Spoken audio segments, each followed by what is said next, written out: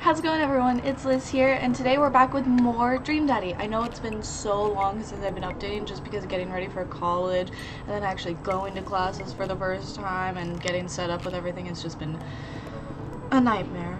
But now, with my free time during my schedule, I'm gonna go on another date with Joseph. So, let's have some fun. It's been a long day of clipping coupons. Looks like there's a sale on boxed brownie mix. That reminds me. I wonder what Joseph's up to. Because we bonded over brownies. I should see if he wants to hang out. Or if he wants to go to the store with me and use these coupons. Looks like he's online. Hey, Joseph, wanna hang? Takes a moment for Joseph to respond. Lizard, hope you finally recovered from your brownie-induced coma, and I know I promised you a fun hang, but tonight I'm actually chaperoning a youth group mixer. Amanda's invited, of course. If you're not doing anything, you should come. That sounds nice. And be a chaperone with me, because I need the help. Less nice. I think for a moment. I'm a little bummed out, of course. I suppose I just wanted some me and Joseph time. Maybe to get to know him a little better. What the heck? My friends need my help. I type back.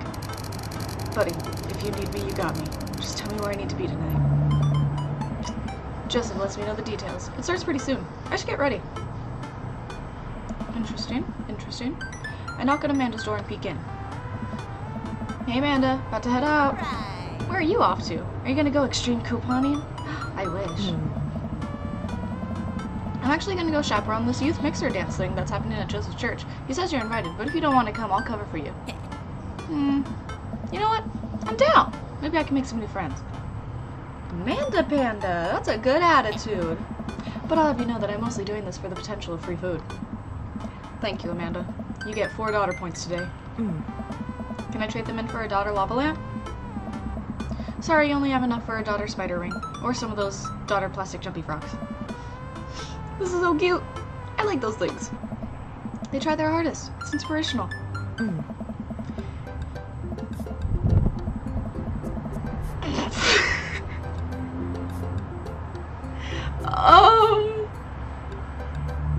You see that too, right? You see the banner? We arrive at the church to find that nobody is there. There are decorations and balloons and a banner and everything, but no youths. I've been to a couple dances in my life. Not that I want to paint myself as some sort of dance expert, but generally dances require people. And those people need to be dancing. All of a sudden, Joseph jogs up to us. He looks frazzled. You're here. I need your help. Joseph gestures to the hand-painted banner hanging above the church doors. It reads, Jesus is coming. Yikes. Well, that's certainly a thing. God made all things, Amanda. Except for the banner. Ernest made that. I genuinely can't tell if he meant that maliciously or if he just can't spell good. You know what God also does? Forgives. He forgives teenagers and he never ever breaks their box mods. Are you going to break Ernest's box mod? No, Amanda, that would be a sin. I think. It's the one right after Sloth. Lizard, I need your help getting this down before anyone sees it. I can swing that. Amanda, can you help? Physical labor, huh? Amanda begins rapidly scanning the mostly empty room looking for an escape route of her own. I have to go set up the food. It's already set up. I'm gonna do a final inspection pass on the food to make sure it's up to code. I'm gonna eat your food. Amanda's able to bolt away before myself or Joseph can get another word in. She really can book it when she wants to. Her father was a giant pair of legs. I dated some giant arms once, but it turned out they were alright. He must have been devastated. Those Armageddon. No, I get it. I'll workshop it. There's a gem in there somewhere. I'm really glad you're here, Lizard. Are you enjoying my company, or did you just lure me out here for my strong arms and height advantage? A little of both. It's always something with you, Joseph. Yeah.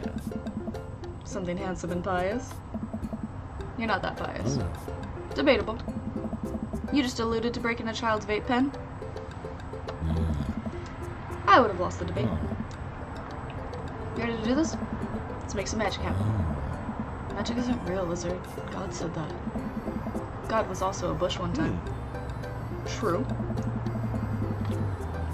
Joseph and I grab stepladder and walk over to Ernest's banner. That turd Ernest had one final trick up his sleeve. Looks like this nightmare is stapled and taped 6 ways from Sunday. Any ideas? What happened to your strong arms and height advantage? Forgot about those. But I realized my oversized dad fingers are far too large to get leverage on the tiny staples. You got a hammer I can use to pry these off? Lizard, this is a church. We get a little nervous around hammers. And nails. I'm kidding, we just don't have a hammer. But we have to hurry, the youth will be here any moment and I'll never hear the end of it if we don't fix this. Wait, I have an idea. I run to grab the marker that Ernest used to draw this thing and jump back on the ladder. We can't get it down, but we can send a different message. I only got one shot here. Let's do it right. Jesus is cumin. Jesus isn't Jesus is calming. I'm able to turn the U into an A and an L, somehow. It's a little tight, but it works. Well, that's true, I guess. Bask in his common presence, Joseph. Relax. Crisis averted. Let's just hope the youths don't notice. Joseph checks his watch. DJ should be here by now. Just then. The doors swing open and a man struts in with his DJing equipment. Wait, you're not the usual guy. What happened to Evan? Evan knew exactly when to play the Cupid Shuffle. That's the good stuff. Hey, I'm not Evan. Evan sold all of his DJ equipment to backpack through Europe, so I'm filling in for him. Alright. I do envy him, though. What I would give to drop everything and start over. Haha. Are you? Alright, I'm better than alright. I'm DJ Spin Master Quinn. He sighs heavily. I usually do trivia nights, but I moonlight on the 1s and 2s to give myself a sense of purpose in life. See? Okay. Well, he'll have to do. You have a playlist of fun songs that youths will like that won't inspire impure thoughts or tempt them to the dark side, right? Hey! DJ, thanks for a moment. Hey! Believe me, buddy. I got what you need. Okay, great. I'll let you get set up. I'm nervous. Let's keep an eye out this way. He sounded like he was just gonna play Creep by Radiohead on repeat. After some time, kids from the community start filing into the dance hall. Some of them seem to notice our sign hack, but they don't seem to care. Most of the kids group off into tiny clusters, standing in circles and casting sideways glances at the other groups of teens. Man, I do not miss being a teenager at social functions. Yeah, hey, party people. Everyone in the room turns their attention to the DJ. DJ Spin Master. DJ Spin Master Quinn coming at you with the sound that people want. We're off to a good start. This next tune goes out to all the ladies in the audience. Ladies, let me hear you say yeah. A few half-hearted yeahs echo throughout the crowd. Alright. He's sweating, of course. He sighs again. Man, it's been a heavy couple days. This next one's actually just for my wife, Sandra. I hope we can work things out, my little honeysuckle vine. Now, who wants to listen to Radiohead's Creep? Amanda sidles up to me, pizza in one hand and punch in the other. Creep, huh? Bold choice for a youth group. Let's see where he goes with this. After the song finishes, he plays Creep again. Is the DJ crying? If you watch the kids really closely, you can catch them cringe every time Tom York swears. There they go. Maybe we should do something about this. Joseph runs up to us. He's killing the vibe. They're listening to swears. Sad swears.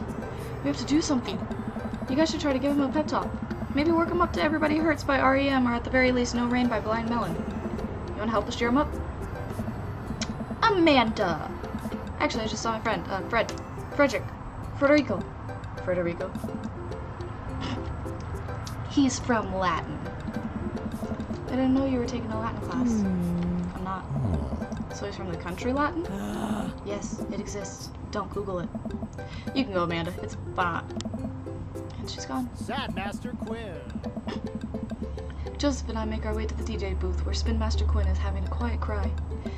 Hey, bud. Hey! Hey, my dudes, how's the party jamming? It's, not? Oh, I'm sorry, fellas. Just taking a moment to find my groove. Gotta play sad tunes to properly appreciate the bangers, right?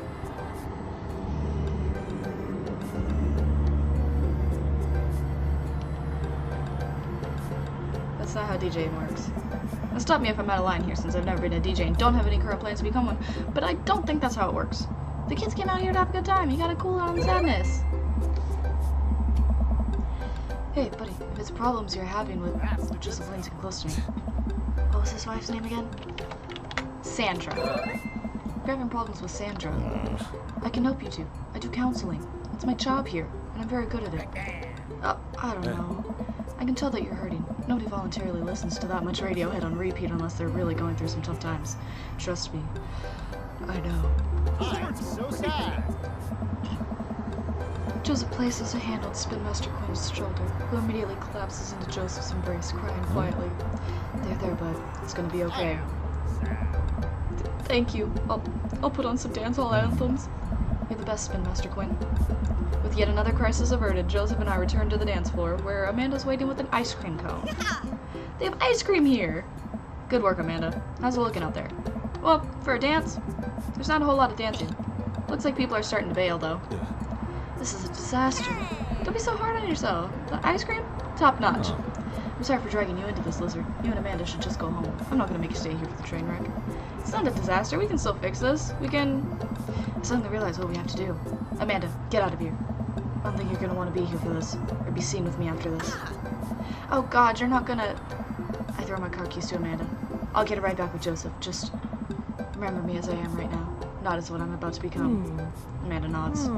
Nice knowing you, Pops. She runs out the door. Shut the fuck up, Joseph. Joseph, I'm gonna turn it up on the dance floor. With luck, we can get these youths into it as well. Are you in or out? Joseph stares at me. He knows what has to be done as much as I do. See you on the other side? See you on the other side.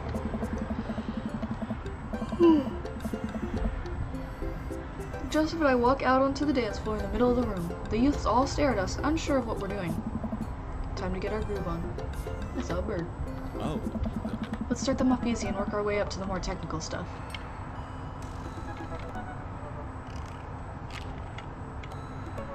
Roll the dice?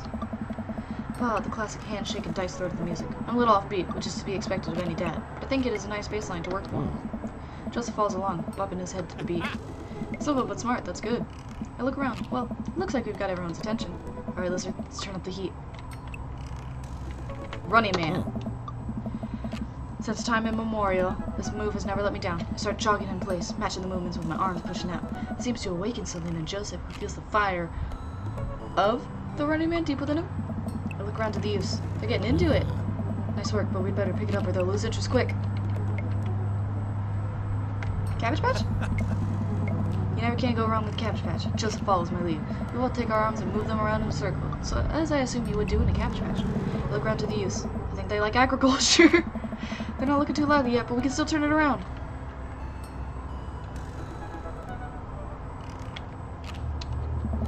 I start sliding my feet backwards. I can't tell if this looks good or not, but I think these kids have seen enough people doing moonwalks that they understand the general concept. Joseph makes a moonwalk attempt as well. Surprisingly, dude pulls it off flawlessly. I look around to the youths. They're cheering! Alright, time for the big finish. Joseph, dirty dancing child? Oh, cracker. Are you strong enough to do that? I don't know!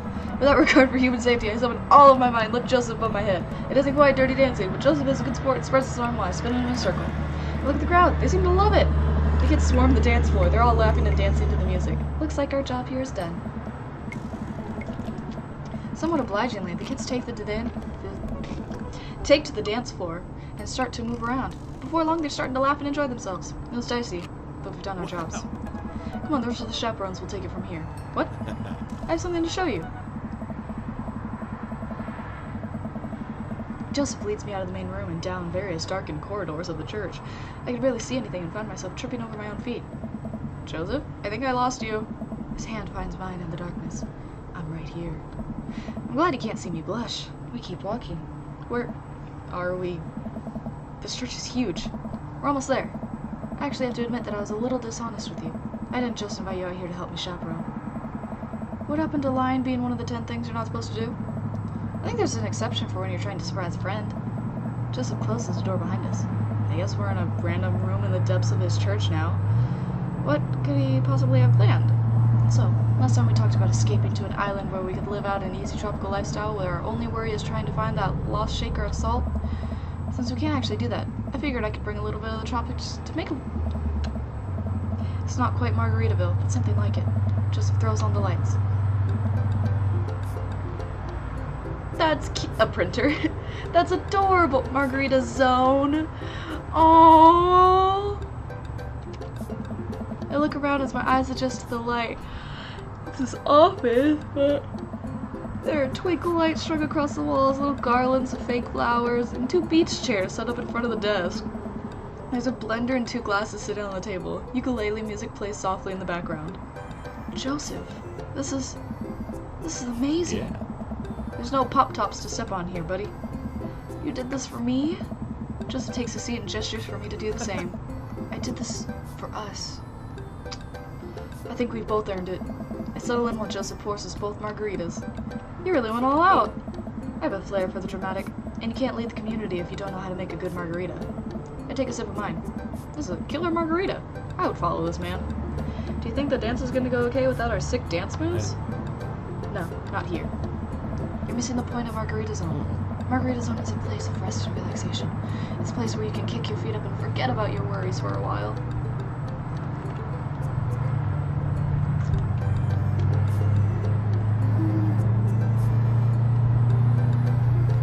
With an onion slice. Oh. Fuck. I'm just now realizing that I only know 2 Jamie Buffett songs. I'm gonna have to revoke your dad card for that one. Joseph gestures to the makeshift island bar he's made. You know, it's funny. This reminds me so much of when I was younger. I've been meaning to ask, what did you do before you started preaching? It's uninteresting. I left home young and got into a lot of trouble. What kind of trouble? Trouble meant I got to go wherever I wanted, whenever I wanted. I hitchhiked around the country, went on adventures, met all kinds of people. Did some stuff I'm not too proud of. But I was young and in love and I didn't have to answer to anybody. And now, I host fundraiser car washes to take the kids to soccer practice on the weekends. Sorry, I don't mean to get heavy here. It's okay. It seems like you spend a lot of time taking care of others, but not enough time taking care of yourself. Sound like someone else we know? If you need to talk about it, I'm here for you. Joseph stares deeply into the blender filled with ice and margarita mix. It's just, I think about Margaritaville a lot. Or I guess the concept of it. A place where I could strum on my 6 string while I wait for the shrimp to boil, drink margaritas all the time, forget my worries. It's an easy life. I had Margaritaville once. But I think the closest I'm ever going to get back to it is Margarita Zone. A short and occasional reprieve from daily life. Is that such a bad thing? This is pretty nice. It doesn't last forever. That's the rub. When you're in Margarita Zone, it's not like your problems have really gone away. You're just choosing to ignore them. Maybe you're looking at it the wrong way. Maybe Margarita Zone is actually better than Margaritaville. Fuck. Margaritaville itself is an impossible ideal. Remember what Spin Master Quinn said? Sometimes you have to play the sad tunes to appreciate the bangers. If stepping on a pop top is your greatest concern, how could you possibly appreciate the boiling shrimp? And Margarita Zone isn't landlocked to this office. I think it's about finding the little pieces of Margarita Zone throughout your day and taking joy in those moments. That's awfully optimistic of you.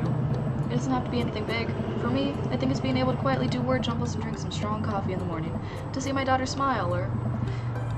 I smile at Joseph. To spend some quality time with a good friend. Yeah? I can feel myself leaning closer to Joseph. Is it just me, or is he leaning closer too? Joseph tenses up. He downs the rest of his margarita and hops up out of his chair. Oh, it's getting late. We should head back. He's sweating. Sure. Joseph and I make sure the dance wraps up without incident before he takes me back to the cul-de-sac. I hop out of Joseph's car before he pulls into his own driveway. Thanks again for the help. Thanks again for Margarita Zone. Maybe we'll go back there one day. If we do, it'll be my own day in fall. Joseph chuckles and drives away. I walk in. Why does she look sad? Living room to find Amanda curled up under a blanket and groaning on the couch. Hey Panda, you feeling okay? Dad, I have a tummy ache. Ate too much youth group food? I drank too deeply from the well of life, and now I pay the price. And by well of life, I mean that big lukewarm punch bowl of seltzer juice and sherbet. Amanda slides to the floor with an elongated groan. Need anything, kiddo?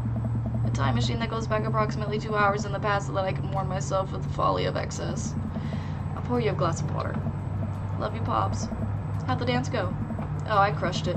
Got the kids on the dance floor at the expense of my dignity. Fair trade. Also, everything hurts. I'll see you in the morning, kiddo. Night, Dad. Aww. Yay! Oh, shit. Oh, thank you.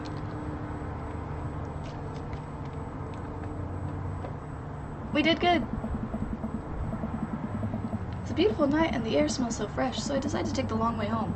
I casually strolled through the neighborhood, taking in the sights and sounds of a suburban city with a low crime rate and wide walkable sidewalks at night. As I approach the bar, I can hear patrons inside cheering. Oh, I bet the game is on. I wonder if my team is playing tonight. A drop of water hits my head, and now it's lots of drops of water. It's pouring rain. Maybe I should wait this out inside. I order a beer from the bar and settle in. It turns out that my team isn't playing tonight, but I can certainly enjoy the game regardless. The bar is usually crowded, unusually crowded, and the feeling of camaraderie over a shared love for the game makes me smile. Sports are nice. I look over into the corner and spot none other than Mary, sitting alone and in the corner, nursing a cocktail. Something about her seems different this time. Now that she's by herself and not hanging off by some younger guy, she looks so sad. A pang of guilt shoots through me. Does she know? Is this because of me? Am I a homewrecker? Say hi. I decide to go say hello. I walk over to her booth. She doesn't look up. The seat taken? She still doesn't look up. I take a seat anyways, and she finally notices me. You. Okay, this maybe wasn't the best idea. Hey. Well, I think it... Whew. Yeah. Ow, my nose. Sorry. Having fun with your new best friend, Joseph? He's a great... I'm so glad! I'm happy for you too! Mary, I'm not... I'd never accuse you of anything uncouth, Lizard. You're just having an innocent, very platonic time with my husband. A supportive friendship. You're a good friend, aren't you? Sure. That's funny. Joseph usually likes his friends to at least have a spine. Hey. Not everyone likes to yell at their spouse's friends for no reason. So you're an expert on my marriage now? Doesn't take an expert to see that you two are miserable. Then what does that make you? We were miserable a long time before you started poking into our business, buddy boy. Don't come around thinking you're some paragon of empathy just because you got involved where you weren't welcome. Mary takes a long sip of her drink. Yeah, this was a mistake. You know, you're really not his type. I'm surprised. Mary pays her tab and strides right out of Jim and Kim's without looking back. Well, it's been a long day. I'm just about ready to pack it in. After a few bites of ice cream from the freezer, I turn off all the lights and walk down the hall to my room. I wonder if Amanda's still awake. The kid needs some sleep. As I pass her room, I can hear a faint sound, but can't quite make out what it is. I get a little closer. Is she crying? I knock gently on the door. Hey, Amanda? The crying immediately stops. Not right now. Her voice sounds strange. She sniffles. I need to make sure she's okay. Oh, she looks so sad. Oh, is everything okay? I don't want to talk about it. Did something happen? No, nothing happened. Go away. Alright, I'll leave you be. She immediately starts... Oh, I have no idea what has her so upset. She seemed totally normal. I feel awful just leaving her to cry, but I also get the feeling that if I tried to do anything else, it would only have made her more upset. I can't stop mentally cycling through all sorts of awful things she could be dealing with right now. More than anything, I just want her to be happy and safe. I have a hard time falling asleep, but when I finally do, I'm still thinking about Amanda. After a long night of very little sleep, I roll out of bed and make myself a pot of coffee. Amanda should be up for school soon. Maybe she'll be willing to talk about whatever's bothering her. About 10 minutes before she's supposed to leave, Amanda comes out of her room and makes a beeline for the freezer. Morning, Amanda. Morning. She drops a frozen waffle into the toaster and slams the freezer door. She won't look at me. So anything big going on at school today? No. Okay. Do you need a ride to school? No. Want some coffee? Amanda pulls the toaster lever up and takes her still freezer-burned waffle out before it's finished cooking. I have to go. Amanda picks up her bag and storms out. Oh, okay. I haven't seen her act like this in a long time. It's usually short-lived, but it always hurts. Hopefully this blows over and things are back to normal soon. I sit back at the kitchen table and look at a picture of Amanda and I hanging on a wall. In it, I'm teaching her to ride a bike. Her face is a mixture of excitement and pure, unadulterated fear. I remember how determined she was. Every time she would fall off and scrape her knees, she would get up and try it again. Finally, I had to stop her because she was bleeding everywhere. Then she started to cry because she didn't think she needed bandages and wanted to keep trying. As I put the bike away, she just stood in the middle of the street and screamed. Then I took her for ice cream and it was like nothing even happened. After giving it a bit of thought, I decided that if I force her to talk about it, I'm only going to make things worse. But I have an idea. I start rummaging around for ingredients. I hear Amanda walk in the door. Instead of heading for the kitchen like she usually does, she makes a beeline for her room. She's clearly trying to avoid me. Hey, Pumpkin? What? Can you come here for a sec? There's a moment of silence. Yeah. I want to say sorry about last night. I'm just worried about you, kiddo. I get scared when I know something's wrong, and I get even more scared when I feel like I can't do anything about it. Dad, So just, whatever it is, and you don't have to tell me if you don't want to, but whatever it is, just know that you have a dad in your corner who wants you to be happy. Honey, you know I'm bad with words, so I was hoping I could speak a language we both understand. Pull out a cake! Wow. Ta-da! Dad. Sorry you're sad, but I support you 100%. This is beautiful. It's strawberry. Amanda gives me a big ol' hug. I grab some plates and forks to serve us some delicious cake. So, it's really stupid. What is this whole thing? I know I've been really weird lately, and there's just, I don't even know how to explain. I feel like I might have to make you a chart. I'm listening. Oh. I guess I should start from the top. So you know how MR is going to that fancy school in California, right? MR. Listen. I got it! Anyways, ever since she got the acceptance letter, I've been feeling like she's drifting away, you know?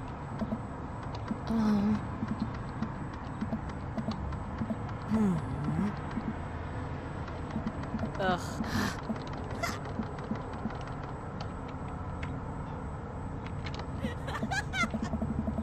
Ah.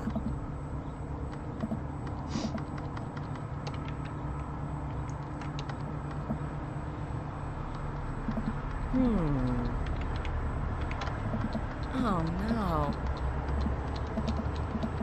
Ah. Ah. Ah.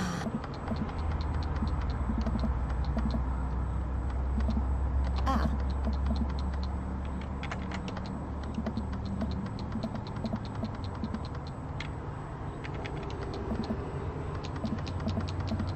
Huh. Ah. Heh. I love you too, Dad. Welcome. You've got dads. Okay, it took me a hot minute to realize that I've seen all of that before, so then I just skipped through it.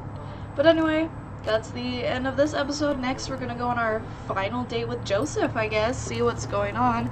Mary kind of scares me. She was really fun in the Robert one, but, well, when it comes to home wrecking, then obviously she's gonna have a different tone. But anyway, thank you guys for sticking with me through all my shit and not uploading and not doing anything at all. So, I guess I'll see you guys in the next video. See ya!